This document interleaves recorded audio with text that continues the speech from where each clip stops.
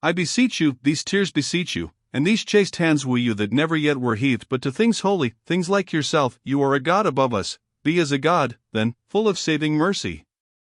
The Bloody Brother. Encouraged as she was by the courteous manners of her noble countrymen, it was not without a feeling of something like terror that Jeanie felt herself in a place apparently so lonely with a man of such high rank.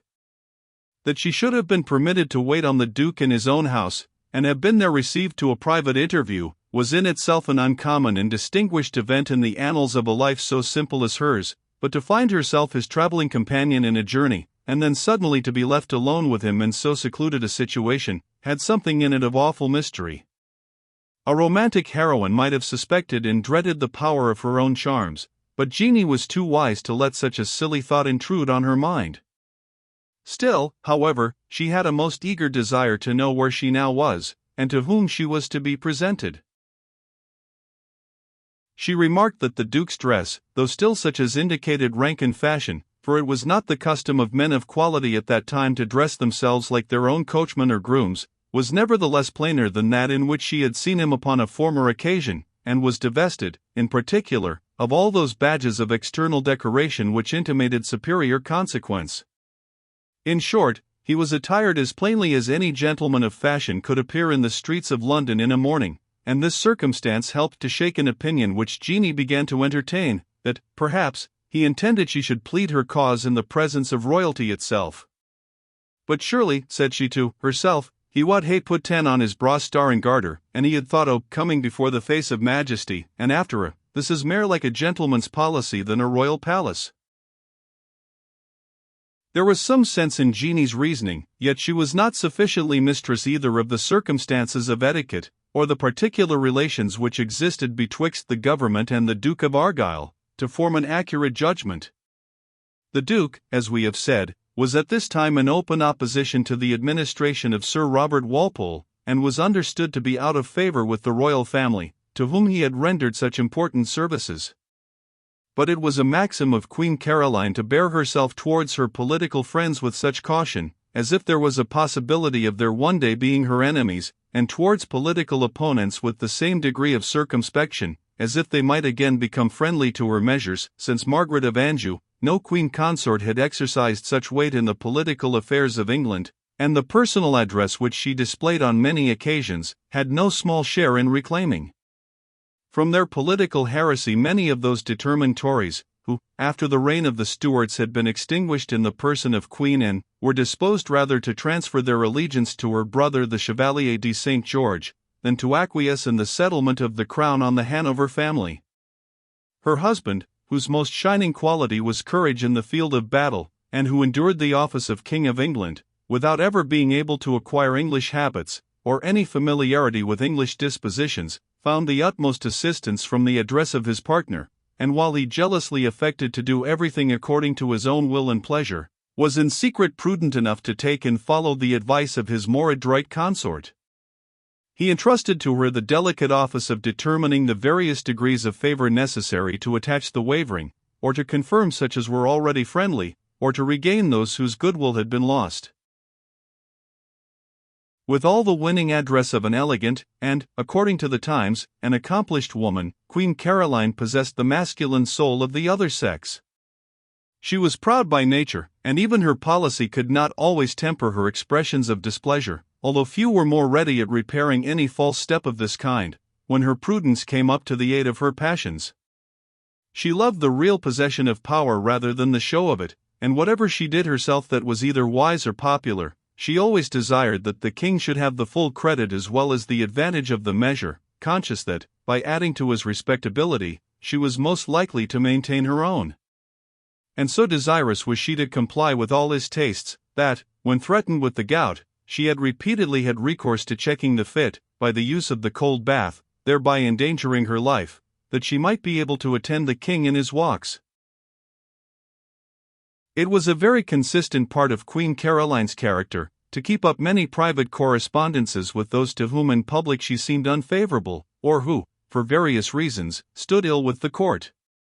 By this means she kept in her hands the thread of many a political intrigue, and, without pledging herself to anything, could often prevent discontent from becoming hatred, and opposition from exaggerating itself into rebellion. If by any accident her correspondence with such persons chanced to be observed or discovered, which she took all possible pains to prevent, it was represented as a mere intercourse of society, having no reference to politics, an answer with which even the Prime Minister, Sir Robert Walpole, was compelled to remain satisfied, when he discovered that the Queen had given a private audience to Pulteney, afterwards Earl of Bath, his most formidable and most inveterate enemy. In thus maintaining occasional intercourse with several persons who seemed most alienated from the crown, it may readily be supposed that Queen Caroline had taken care not to break entirely with the Duke of Argyll. His high birth, his great talents, the estimation in which he was held in his own country, the great services which he had rendered the House of Brunswick in 1715, placed him high in that rank of persons who were not to be rashly neglected. He had, almost by his single and unassisted talents, stopped the eruption of the banded force of all the Highland chiefs. There was little doubt that, with the slightest encouragement, he could put them all in motion, and renew the civil war, and it was well known that the most flattering overtures had been transmitted to the Duke from the court of St. Germain's.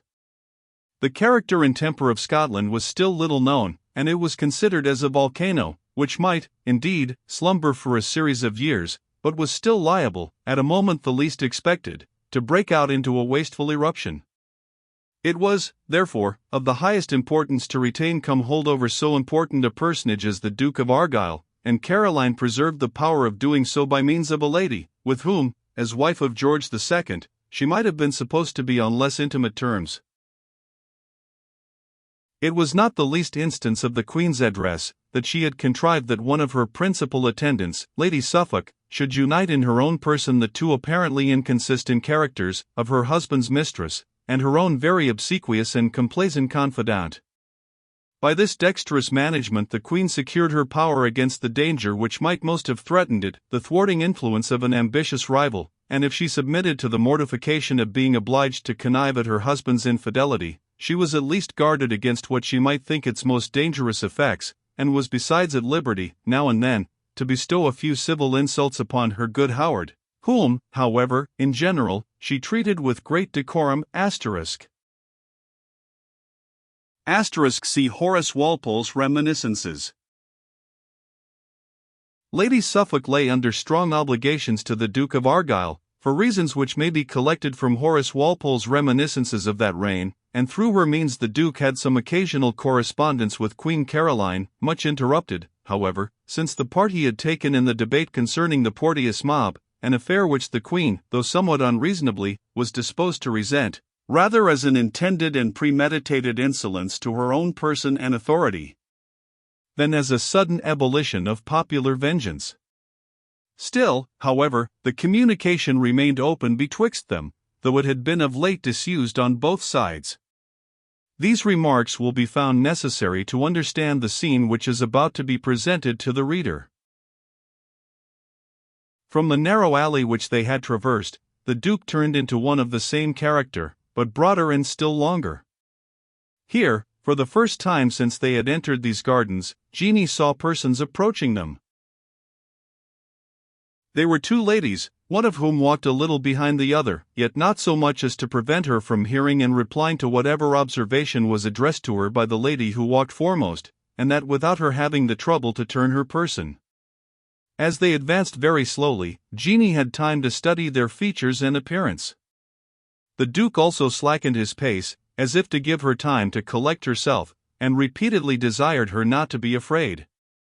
The lady who seemed the principal person had remarkably good features, though somewhat injured by the smallpox, that venomous scourge which each village Aesculapius, thanks to Jenner, can now tame as easily as their tutelary deity subdued the python. The lady's eyes were brilliant, her teeth good, and her countenance formed to express at will either majesty or courtesy. Her form, though rather embonpoint, was nevertheless graceful, and the elasticity and firmness of her step gave no room to suspect, what was actually the case, that she suffered occasionally from a disorder the most unfavorable to pedestrian exercise. Her dress was rather rich than gay, and her manner commanding and noble. Her companion was of lower stature, with light brown hair and expressive blue eyes. Her features, without being absolutely regular, were perhaps more pleasing than if they had been critically handsome. A melancholy, or at least a pensive expression, for which her lot gave too much cause, predominated when she was silent, but gave way to a pleasing and good-humored smile when she spoke to anyone. When they were within 12 or 15 yards of these ladies, the Duke made a sign that Jeanie should stand still, and stepping forward himself, with the grace which was natural to him, made a profound obeisance, which was formally, yet in a dignified manner, returned by the personage whom he approached. "I hope," she said, with an affable and condescending smile, "that I see so great a stranger at court, as the Duke of Argyll has been of late, in as good health as his friends there and elsewhere could wish him to enjoy."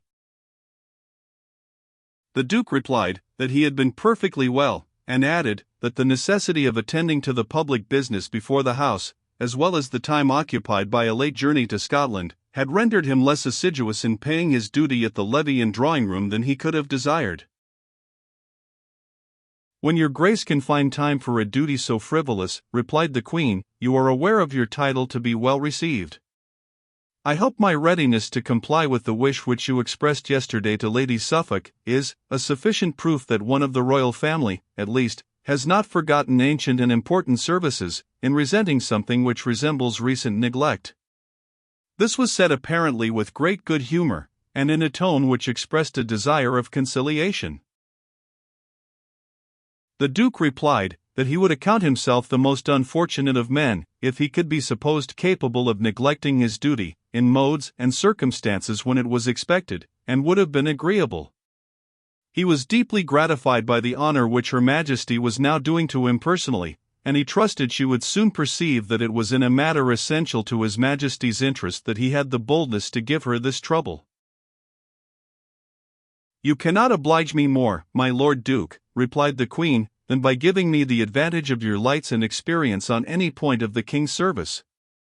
Your Grace is aware that I can only be the medium through which the matter is subjected to His Majesty's superior wisdom, but if it is a suit which respects your Grace personally, it shall lose no support by being preferred through me."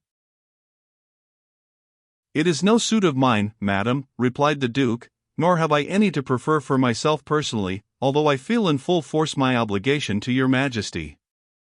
It is a business which concerns His Majesty, as a lover of justice and of mercy, and which, I am convinced, may be highly useful in conciliating the unfortunate irritation which at present subsists among His Majesty's good subjects in Scotland."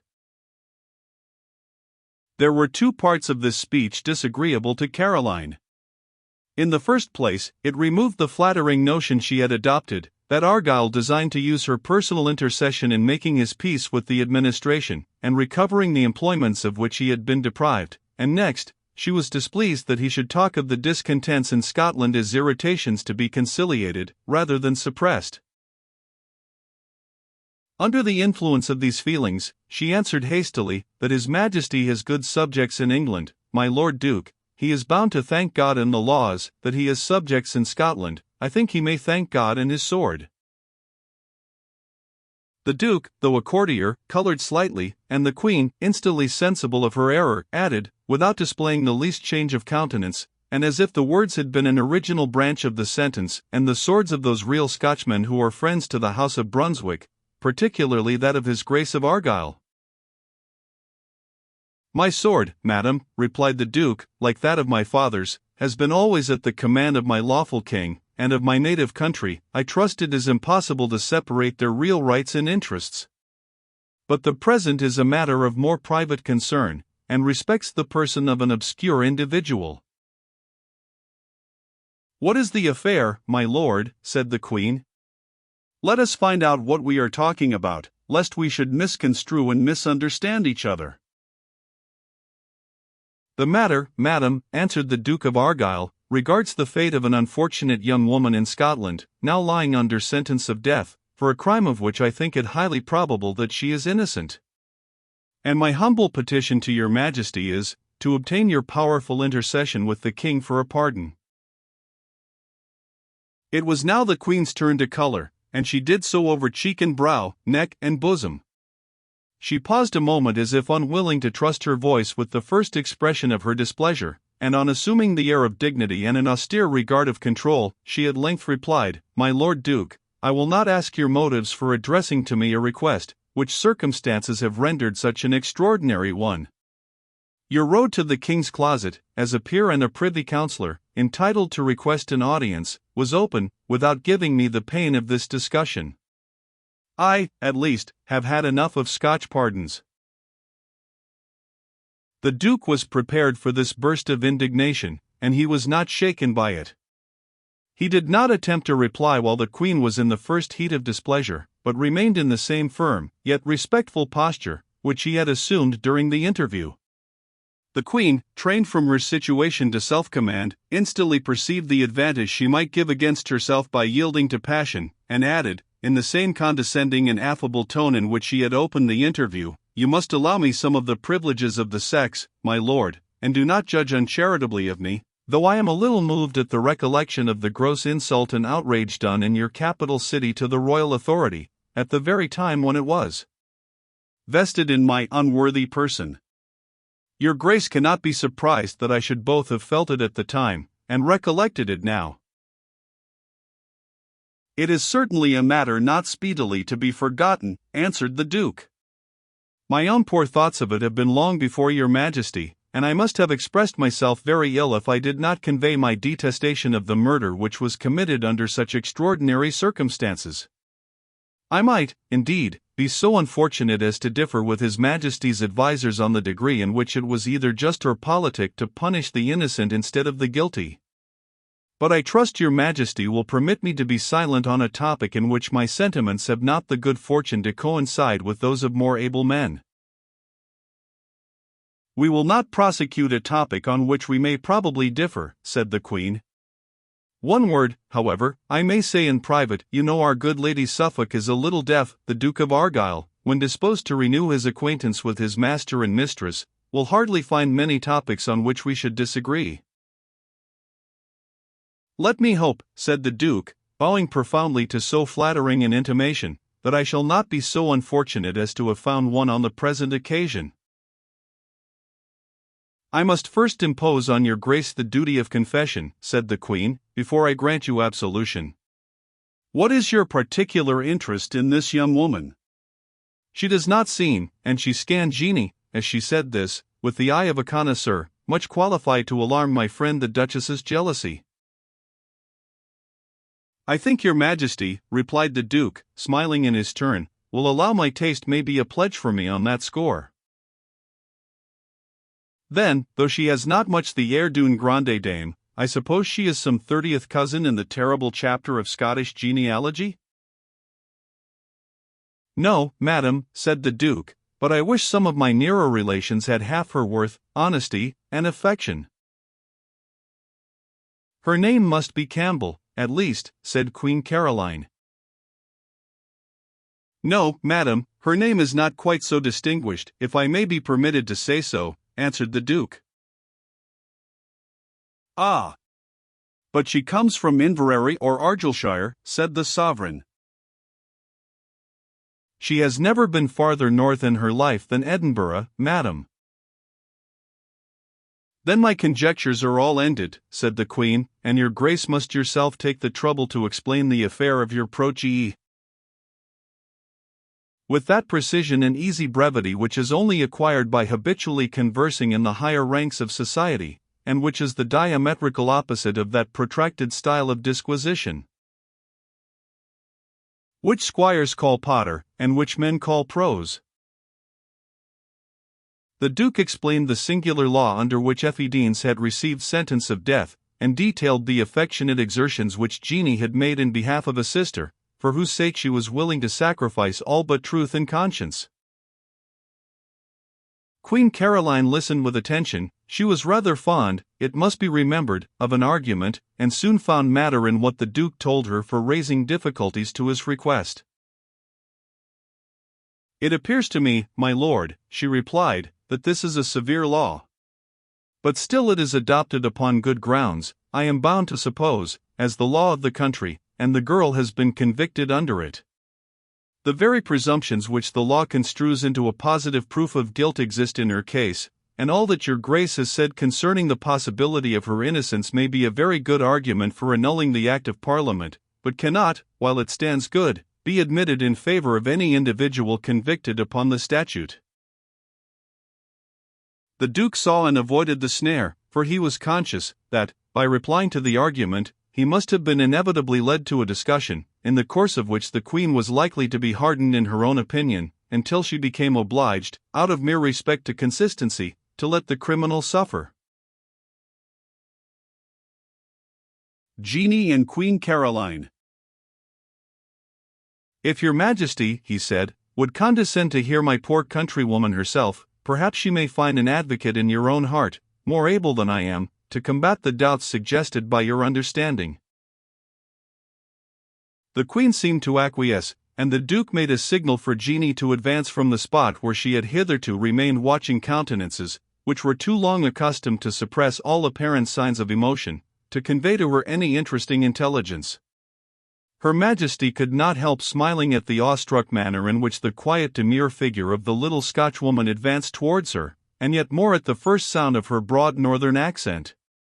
But Jeanie had a voice low and sweetly toned, an admirable thing in woman, and eke besought her ladyship to have pity on a poor misguided young creature, in tones so affecting, that, like the notes of some of her native songs, provincial vulgarity was lost in pathos.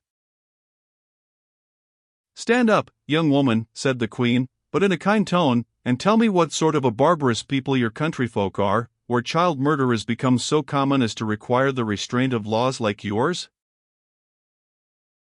"If your ladyship pleases," answered Jeanie, "there are mony places besides Scotland where mothers are unkind to their own flesh and blood." It must be observed that the disputes between George II and Frederick Prince of Wales were then at the highest, and that the good-natured part of the public laid the blame on the Queen. She coloured highly, and darted a glance of a most penetrating character first at Jeanie, and then at the Duke. Both sustained it unmoved, Jeanie from total unconsciousness of the offence she had given, and the Duke from his habitual composure. But in his heart he thought, "My unlucky protégée has with this luckless answer shot dead, by a kind of chance medley, her only hope of success." Lady Suffolk, good-humouredly and skilfully, interposed in this awkward crisis. "You should tell this lady," she said to Jeanie, "the particular causes which render this crime common in your country.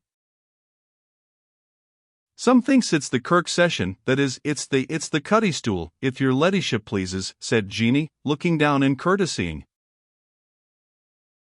"The what?" said Lady Suffolk, to whom the phrase was new, and who besides was rather deaf. "That's the stool of repentance, madam, if it please your ladyship," answered Jeanie, "for light life and conversation, and for breaking the seventh command." Here she raised her eyes to the Duke, saw his hand at his chin, and, totally unconscious of what she had said out of joint, gave double effect to the innuendo, by stopping short and looking embarrassed. As for Lady Suffolk, she retired like a covering party, which, having interposed betwixt their retreating friends and the enemy, have suddenly drawn on themselves a fire unexpectedly severe. "The deuce take the lass," thought the Duke of Argyll to himself, "there goes another shot, and she is hit with both barrels right and left."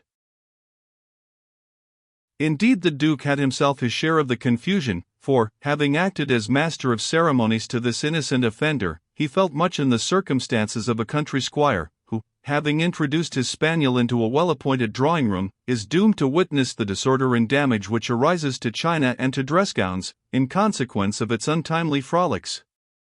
Jeanie's last chance hit, however, obliterated the ill impression which had arisen from the first, for her Majesty had not so lost the feelings of a wife and those of a queen, but that she could enjoy a jest at the expense of her good Suffolk. She turned towards the Duke of Argyll with a smile, which marked that she enjoyed the triumph, and observed, "The Scotch are a rigidly moral people."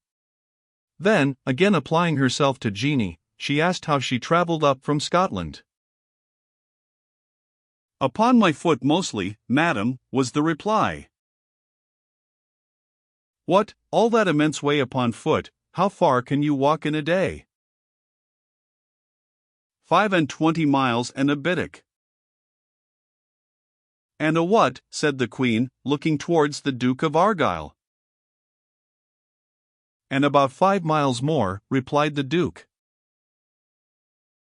I thought I was a good walker, said the Queen, but this shames me sadly. May your ladyship never hae sae weary a heart, that ye canna be sensible of the weariness of the limbs, said Jeanie. That came better off, thought the Duke, it's the first thing she has said to the purpose. And I didna just ae thegither walk the hale way neither, for I had whiles the cast of a cart, and I had the cast of a horse from Ferrybridge and divers other easements, said Jeanie, cutting short her story, for she observed the Duke made the sign he had fixed upon. With all these accommodations, answered the Queen, you must have had a very fatiguing journey, and, I fear, to little purpose, since, if the King were to pardon your sister, in all probability it would do her little good, for I suppose your people of Edinburgh would hang her out of spite. She will sink herself now outright, thought the Duke. But he was wrong. The shoals on which Jeanie had touched in this delicate conversation lay underground, and were unknown to her. This rock was above water, and she avoided it. She was confident, she said, that baith town and country wad rejoice to see His Majesty taking compassion on a poor unfriended creature. His Majesty has not found it so in a late instance, said the Queen, but I suppose my Lord Duke would advise him to be guided by the votes of the rabble themselves, who should be hanged and who spared. No, madam, said the Duke, but I would advise His Majesty to be guided by his own feelings, and those of his royal consort, and then I am sure punishment will only attach itself to guilt, and even then with cautious reluctance. Well, my lord, said Her Majesty, all these fine speeches do not convince me of the propriety of so soon showing any mark of favour to your, I suppose I must not say rebellious, but, at least, your very disaffected and intractable metropolis. Why, the whole nation is in a league to screen the savage and abominable murderers of that unhappy man, otherwise, how is it possible but that, of so many perpetrators, and engaged in so public an action for such a length of time, one at least must have been recognized. Even this wench, for aught I can tell, may be a depositary of the secret. Hark you, young woman, had you any friends engaged in the Porteous mob? No, madam, answered Jeanie, happy that the question was so framed that she could, with a good conscience, answer it in the negative. But I suppose, continued the Queen, if you were possessed of such a secret, you would hold it a matter of conscience to keep it to yourself? I would pray to be directed and guided what was the line of duty, madam, answered Jeanie. Yes, and take that which suited your own inclinations, replied Her Majesty. If it like you, madam, said Jeanie, I would hae gane to the end of the earth to save the life of John Porteous, or any other unhappy man in his condition, but I might lawfully doubt how far I am called upon to be the avenger of his blood, though it may become the civil magistrate to do so. He is dead and gane to his place, and they that have slain him must answer for their ain act. But my sister, my poor sister, Effie, still lives, though her days and hours are numbered.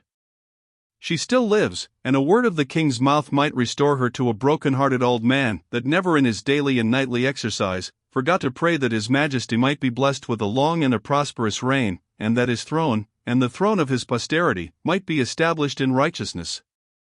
Oh, madam, if ever ye kenned what it was to sorrow for and with a sinning and a suffering creature, whose mind is sae tossed that she can be neither seaed fit to live or die, have some compassion on our misery, save an honest house from dishonour, and an unhappy girl, not 18 years of age, from an early and dreadful death. Alas! It is not when we sleep soft and wake merrily ourselves that we think on other people's sufferings. Our hearts are waxed light within us then, and we are for righting our ain wrangs and fighting our ain battles. But when the hour of trouble comes to the mind or to the body, and seldom may it visit your ladyship, and when the hour of death comes, that comes to high and low, lang and late may it be yours, oh, my leddy, then it isna what we hae done for ourselves, but what we hae done for others, that we think on maist pleasantly. And the thoughts that ye hae intervened to spare the poor thing's life will be sweeter in that hour, come when it may, than if a word of your mouth could hang the hale Porteous mob at the tail of Aito. Tear followed tear down Jeanie's cheeks, as, her features glowing and quivering with emotion, she pleaded her sister's cause with a pathos which was at once simple and solemn. "This is eloquence," said Her Majesty to the Duke of Argyll. "Young woman," she continued, addressing herself to Jeanie, "I cannot grant a pardon to your sister, but you shall not want my warm intercession with His Majesty.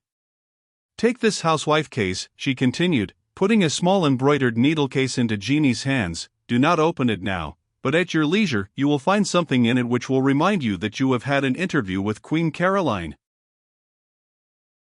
Jeanie, having her suspicions thus confirmed, dropped on her knees, and would have expanded herself in gratitude, but the Duke, who was upon thorns lest she should say more or less than just enough, touched his chin once more. "Our business is, I think, ended for the present, my Lord Duke," said the Queen, "and, I trust, to your satisfaction. Hereafter I hope to see your Grace more frequently, both at Richmond and St. James's. Come, Lady Suffolk, we must wish His Grace good morning." They exchanged their parting reverences, and the Duke, so soon as the ladies had turned their backs, assisted Jeanie to rise from the ground, and conducted her back through the avenue, which she trod with the feeling of one who walks in her sleep.